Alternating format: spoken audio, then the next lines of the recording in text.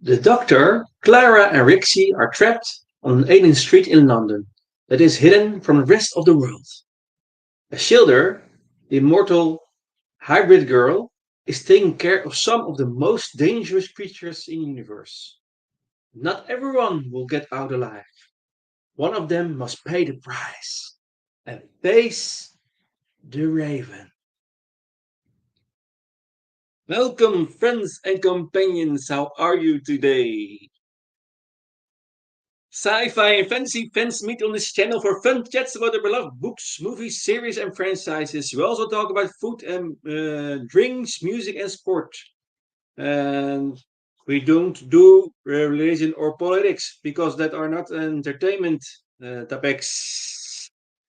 We also have a special place on this channel for Doctor Who, discussing and analyzing Doctor Who, but most of all, enjoying Doctor Who.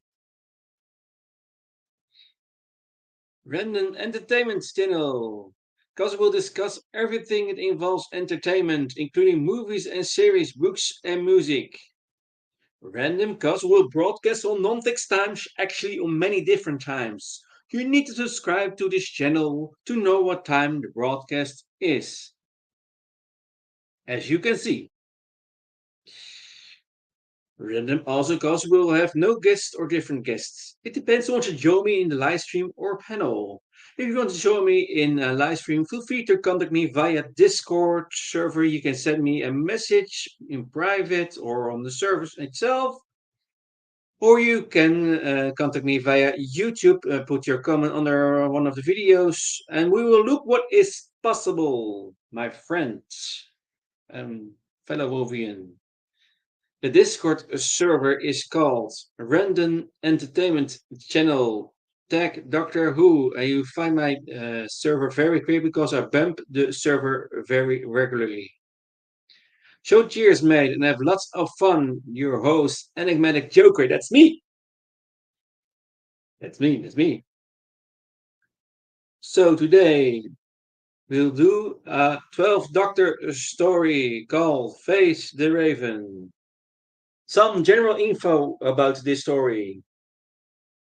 Face the Raven was the 10th episode of Series 9 of Doctor Who. The episode saw the return of Rixie from Series 8's Flatline and saw a Shielder make her third appearance in the series, as well as her first time meeting with Clara since the girl who died.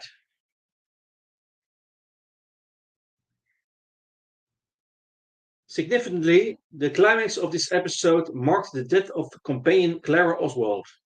The situation that led to her demise dealt with the consequences of what happens when a companion starts thinking and acting too much like the Doctor, jeopardizing herself by imitating his self-sacrificial actions. Clara had been shown to act more recklessly since the death of her boyfriend Danny Pink in the previous series.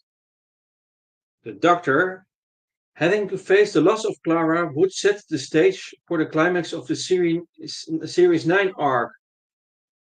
Upon discovering the root cause of the events that led up to her demise, the Doctor would shift into a quiet but unsurmountable fury, seeking answers and justice for his companion. So that's the general info.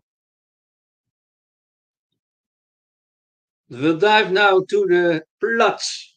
So, spoiler alert, when you haven't watched this story yet, I highly recommend you to do that first.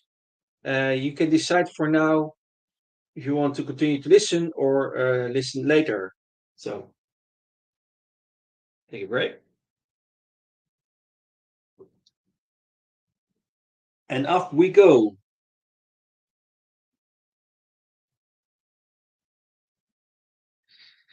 The Doctor and Clara enter the TARDIS after an adventure when they get a call from Rixie, who says that a mysterious tattoo has appeared on the back of his neck and is counting down to 0. They arrive at his flat and find out he has a fiancée and a newborn daughter. He tells them he has no idea on how the tattoo got there, that he doesn't remember any events from previous 24 hours. His mobile phone screen is cracked and Clara can't find evidence of any activity. The doctor scans him and discovers that Rixie has been in contact with alien life and that he will die when the tattoo's countdown reaches 0. The doctor and Clara attempt to help Rixie by trying to piece together his movements over the last 24 hours. Looking at the maps of London in the Great British Library to find where Rixie may have been. Clara mentions something called a quote, trap street, end quote. A street invented by cartographers to catch people who could copy their maps without giving their proper credit. They search for the street, finding it when Rixie drops his phone and begins to remember what happened.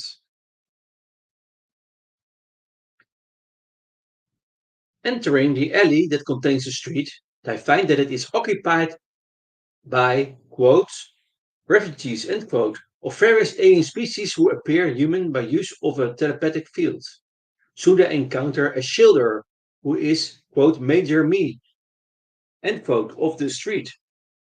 She explains that the street is a refugee camp and that Rexy is being sentenced to death for killing Anna, a two-faced Janus female. He had been retconned and given time to say goodbye to family. She also reveals that the tattoo is a chronologue that leads a quantum shade, which appears normally as a raven, to find him at a predetermined time, killing the victim when the countdown reaches 0. The doctor and Clara believe that Rixie did not kill Anna and has been framed for the murder. He allows them to investigate the case and attempt to convince everyone he did not commit the crime so that the street will remain at peace. During their investigation, the doctor and Clara witness the death of a man with a chronologue for stealing medical rations. A shielder announces that she can remove the chronologue, but she will not, as peace on the street must remain absolute. Everyone watches as the raven flies into the man and he dies in agony. Clara soon learns that a chronologue can be passed on to any willing recipient. She chooses to take Rixie's chronologue, believing she is safe as Major Me has promised her absolute protection. Rixie is reluctant, but Clara talks him around and he agrees to pass it on.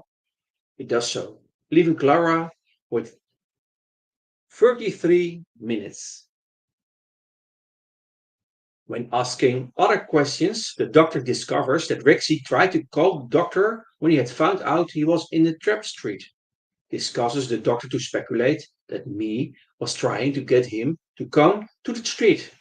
Clara also discovers that everyone except Anna's son, the son of Anna, was looking at Rexy in a different way to everyone else. The doctor and Clara find out Anna's son is really a girl dressed up as a boy in an attempt to keep her safe and hide her ability to see the past and future. Using her ability, she tells them that Me had made up a mystery to bring them there. Then here.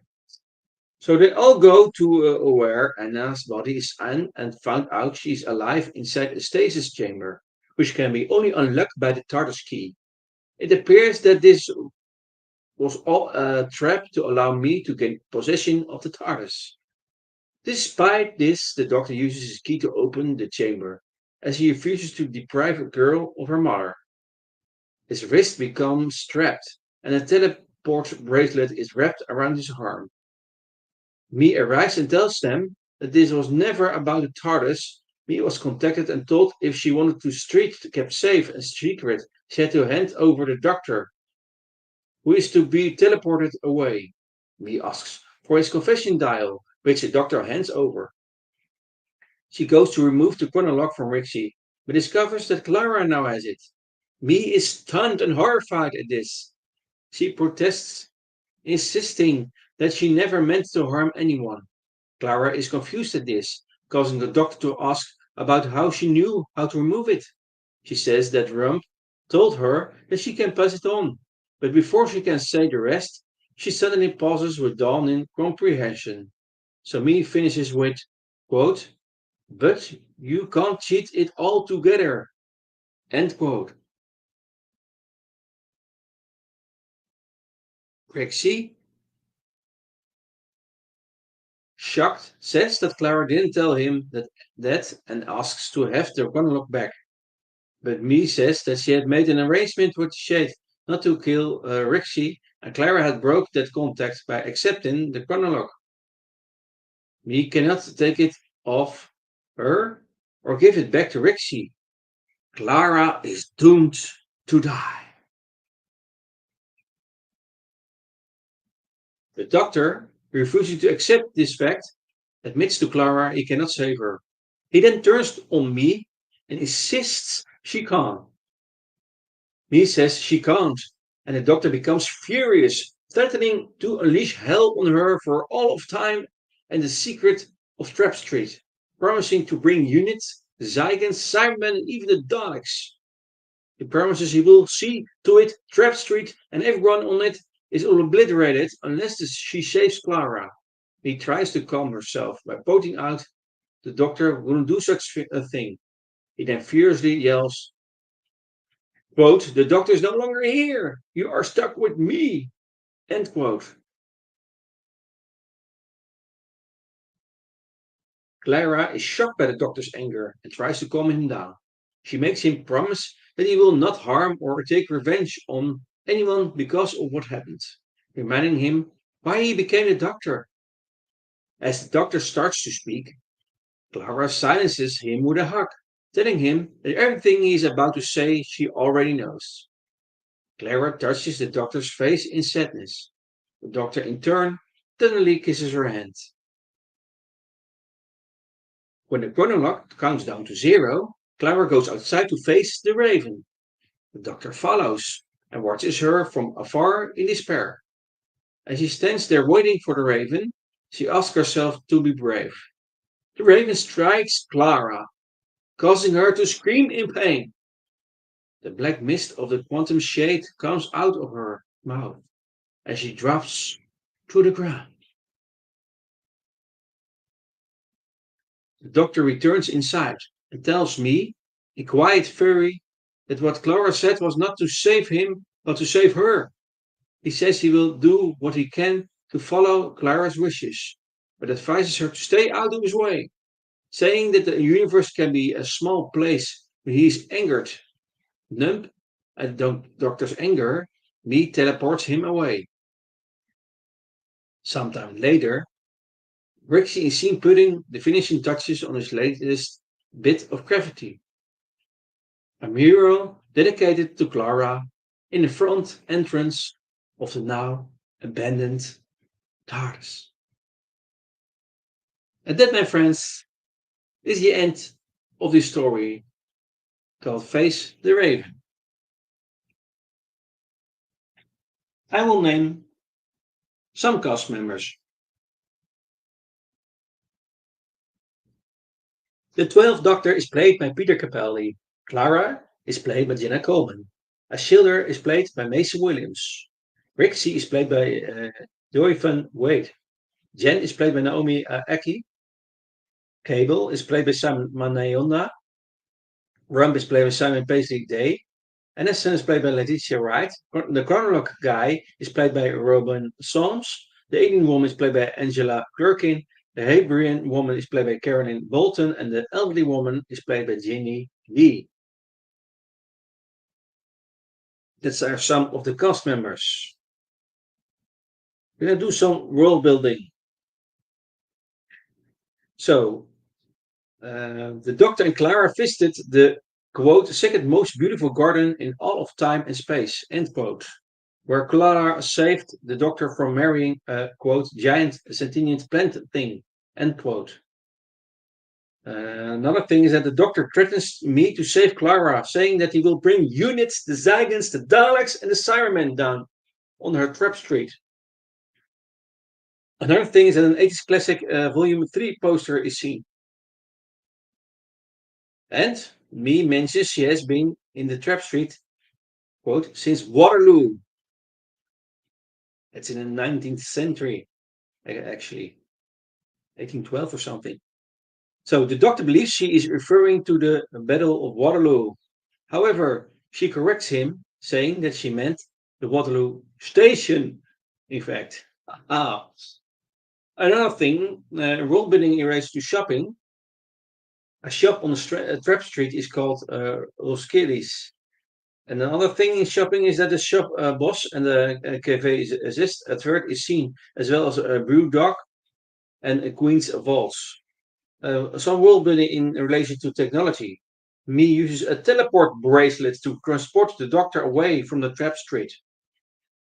World building in relation to cartography. That is that the Doctor Clara and Rixie visit the Great British Library and its map room. And Clara references a cartographer's way of making maps. And the signs of Park Street and West End are seen. Some world building in relation to species. Janus are seen. Second thing is the trap street uses a misdirection circuit. He says that it's actually light from the lurkworms.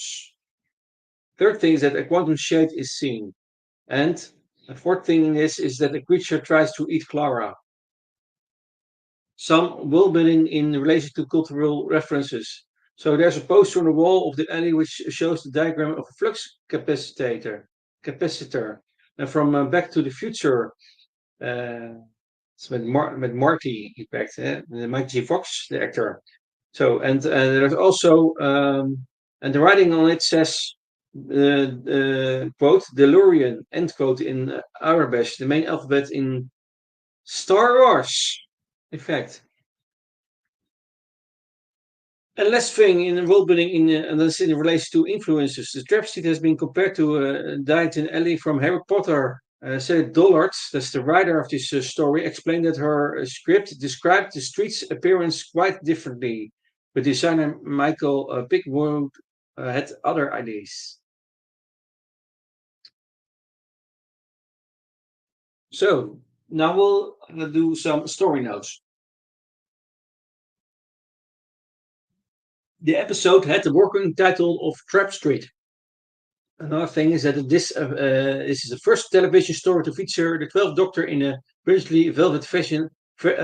burgundy velvet version of his navy blue combi coat, similar to the coat he was first seen wearing during comic The Highgate Horror.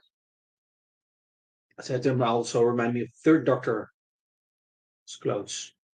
Another thing is that in the credits, the word oots is used to denote more than one oot, rather than the established oot as used in the TV story Impossible Planet.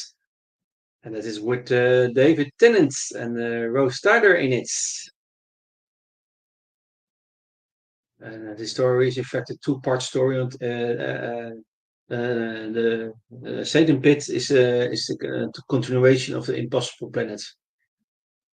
A fourth thing is that in one scene there is a poster with a diagram of a flux capacitor, a direct reference to Back to the Future. It is accompanied by writings in Arabic, the main alphabet used in Star Wars franchise, and this writing spells out DeLorean, the car used in the Back to the Future franchise. There's three movies in that films. What do you say? This marks the first Doctor Who episode to have a post-credits scene. Previously, Dead in Heaven had a mid-credits scene. Another thing is that sometime between the filming of The Woman Who Lived and Faced Her Even, Macy Williams got a nose piercing, which resulted in me also having a pierced nose despite her established healing factor. Another thing is that Rixie's portrait of Clara that adorns the TARDIS doors in the post-credits sequence is based upon a publicity photograph of Jenna Coleman used to promote her appearances at science fiction conventions. Another thing is that Clara becomes the first ongoing long-term companion to permanently die on screen. Since Edric in TV story Earthshock with the fifth Doctor, Peter Davison. Circumstances in later episodes do not undo the fact her final death is depicted. Although her predecessors Amy Pond and Rory Williams appear to have been killed in their final regular appearance, they were actually sent back in time by a weeping angel. The actual deaths were off-screen and depicted as happening long after they left the TARDIS, with gravestones depicting their deaths in the 1980s. Sideways, this referenced albeit obliquely when the doctor is counting steps on the street and stops to tie a kid's loose shoelace, telling the kid to quote, remember 82, end quote. Earthshock was first broadcast in 1982.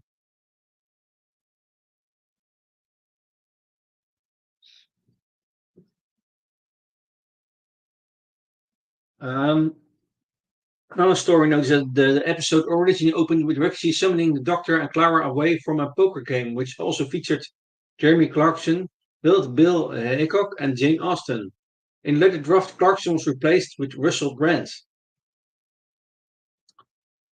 Another story notes that access to the trap street was originally granted via a brick wall.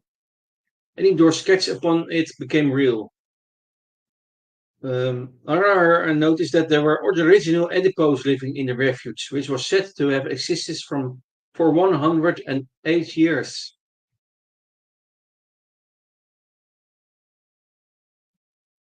Another thing is that in the original script, the Doctor and Clara investigated the murder of Anna de Janus, whose species took its name from the Roman god of time and transitions, a figure often depicted as having a face on both the front and back of his head. In the process, they discovered that a centaur named Skarn was fomenting war with humanity, terrifying the derivatives with grotesque fictions. He had killed Anna because he had learned of his plans via her ability to see through time. The insectoid major refused to believe that Skarn was the murderer until Anna's son, actually called Pei, revealed that she was also a female Janus and confirmed the truth about her mother's death. With seconds to spare, the mayor removed the chronologue, which would have compelled the Quantum Shade to kill Rexy. Oh, and by the way, there is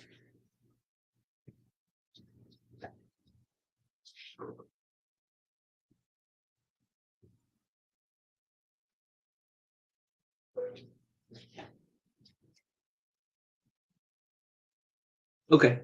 Um,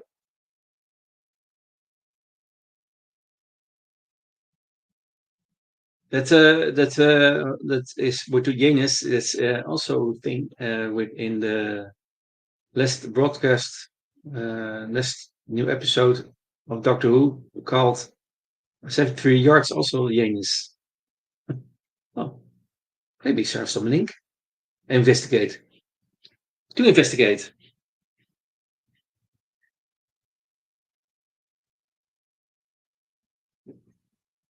Another note is that this was originally meant to be either the seventh or ninth episode of season 9. However, the initial draft was so well received that Stephen Moffat decided it should air 10th. As such, it was decided to be the episode to kill off Clara. Originally, as Clara bade farewell to her friends, Rixie revealed that his daughter, Lucy's middle name, was Clara.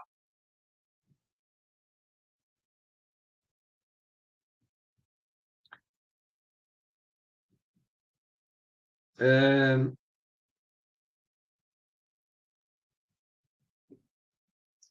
To reduce the requirement for effects and prosthetics, Sarah Dollard significantly curtailed the amount of screen time during which the various aliens would appear in their true forms. So Sarah Dorlat, who's the writer of the story, had been a fan of the series while growing up in her native Australia. And the ambition of the revival had helped inspire her decision to immigrate to the United Kingdom, where she could work in a television landscape with the capacity to produce programs on such a scale. Having established her credentials in Britain, she won an invitation to meet with script executive Lindsay Alford. Dollard proposed an adventure about the Strap Street, a fictitious or misrepresented street included by a cartographer on a map as a watermark, allowing the identification of unauthorized copies. Suggested a narrative in which the Doctor discovered that the Trap Street actually marked the location of a hidden place where people lived in secret. Stephen Moffat was excited by the notion. He imagined that it might inspire children to explore their own neighborhoods, looking for places that had previously gone unnoticed. Moffat suggested that the residents of the Trap Street should be alien refugees, one of whom had been murdered. This approach appealed to Dollard, whose parents were avid mystery buffs. It was soon decided that an established character should be used to draw the Doctor and Clara into the story, with Alfred suggesting Rexy. Another note is that the coda of Rexy painting Clara, the coda of Rexy's painting Clara's memorial was also shot on the back lot for the Welsh language soap opera Pobl Wim. This was original a longer sequence with his fiancée, Jen, and baby Lucy watching as the mural came together.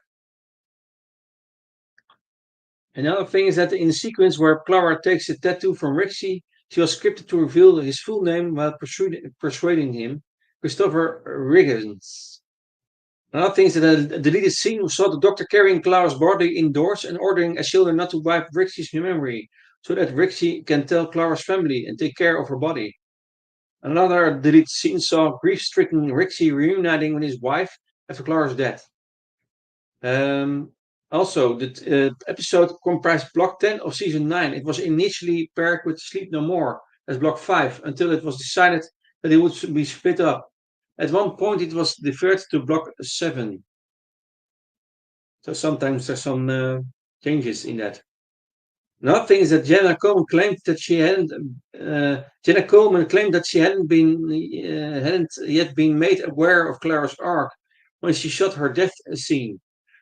Another thing is that Clara stroking the Doctor's face and him then kissing her hand was reportedly not scripted, as Doctor Peter Capaldi forgot his line. Yeah, that can happen. So another thing is that, according to the published script, a scene was cut that would have suggested that Darren Brown was an alien and the Doctor didn't like him to the point of banning his name from being mentioned around him. And the last story note is that Peter Capaldi and Simon Paisley Day had previously appeared in the Musketeers episode The Good Soldier. So now we will do some continuity, and I say it again and again. Doctor Who stories and episodes are in some way, to some extent, linked and related to each other, refer to each other.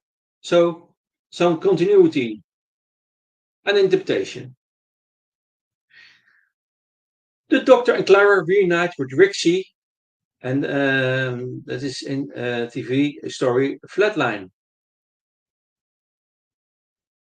Another thing is that Doctor and Clara find that Rixie's memory has been, quote, retconned, end quote. The retcon drug was frequently used by Torchwood 3. That is, for example, linked to TV episode Everything Changes. But it's also in the first episode of Torchwood with Glenn Cooper. And also, I remember that the retcon drug is used in They Keep Killing Susie. That's in series 1 of Torchwood. A third thing is that me considers Trapsty to be a more favorable way of housing aliens on Earth, as opposed to the settling of the Zygons. And it's a double story, the Zygon invasion and the Zygon inversion. This 12 Doctor story, of course. Fourth thing is that me asks for and receives the Doctor's confession dial. This is in the TV story Magician's Apprentice, and which is familiar. Another thing is that the Doctor takes out his apology cue cards. We see that also in the TV story Under the Lake. Another thing is that sixth thing is that Clara compares her coming sacrifice to that of Danny Pink. That's a reference to the TV story Death in Heaven. And the seventh thing is that Clara asked the doctor to be, quote, a doctor, end quote, not, quote, a warrior, end quote. He said something similar to the 11th Doctor when convincing him not to detonate the moment. See it in TV story The Day of the Doctor. Uh, the 8th point is that Clara hangs outside of the TARDIS in order to find the mysterious cause of Rixie's tattoo. The 11th Doctor once hung completely on the side of the TARDIS after falling out while being transported by unit to the Tower of London, with Clara leaning out the doors to watch. Like the Doctor, Clara seems to thoroughly enjoy the thrill of the experience. She also see that in the Day of the Doctor.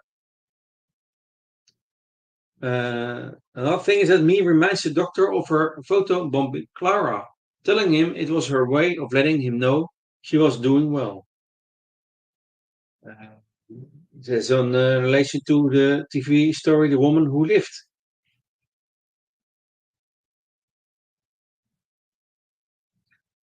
Another thing is that Clara tells the Doctor that his, quote, reign of terror, end quote, will end at the sight of the, quote, first crying child, end quote, noting his need to be kind when children are sad.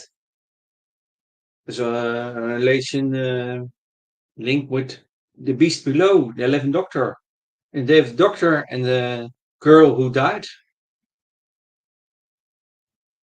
Rixie paints a mural on the TARDIS. This is the first time it has been graffitied. We see it also in Aliens of London. Um, nor the first time someone has painted it in the Doctor's absence. We see that in the TV story, the Happiness Patrol, with that's the 57th Doctor, um, Sylvester McCoy. The other thing is that the Doctor had previously had to deal with dangerous countdowns. We also see that in 42 and Flesh and Stone. And the last thing is that Clara wears her Ash Wedge trainers again. See that in TV episode Flatline. So, and then, my friends, it's all about the face, the Raven. So, the most commercials, and then bye bye. So,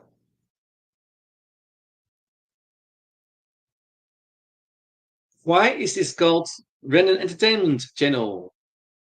Random, because we discuss everything and involves entertainment, including movies and series, books and music, and a special place for Doctor Who, the best sci-fi series ever. And it is for more than 60 years on television. Random, because we'll broadcast on non-fixed times, actually many different times, as you can see. So you need to subscribe to this channel to know what time the broadcast is. Like and subscribe. Random, also, because we have no guests or different guests. It depends on what you join me in a live stream or panel. If you want to join me in a live stream, feel free to contact me via Discord or YouTube and we'll look what is possible. The Discord server is called Random Entertainment Channel Tech Doctor Who. So cheers, mate, and have lots of fun. Your host, Enigmatic Joker. That's me, that's me. And for now, have a nice weekend. Have a nice day. Enjoy, enjoy.